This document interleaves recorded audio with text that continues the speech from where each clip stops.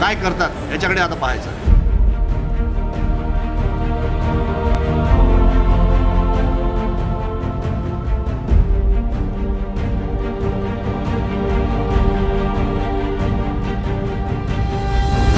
विचारांचा विरोध प्रतिविचारांनी करायचा असतो हे माहीत नसलेल्याने डॉक्टर नरेंद्र दाभोळकरांची हत्या केली.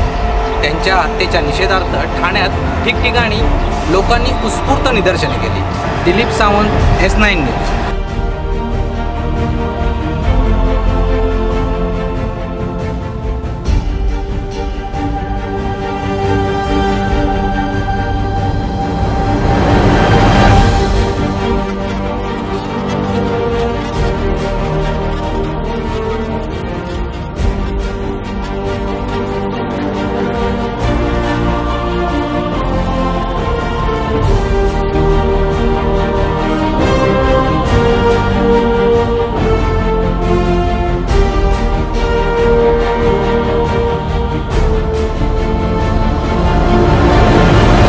स्वप्ननगरीमध्ये ऑल महाराष्ट्र ह्युमन राईट असोसिएशनतर्फे लोकांमध्ये देशभक्ती जागृत ठेवण्याकरिता दहशतवादी हल्ल्यात बचाव कसा करावा या संदर्भात मार्गदर्शन करण्यात आले.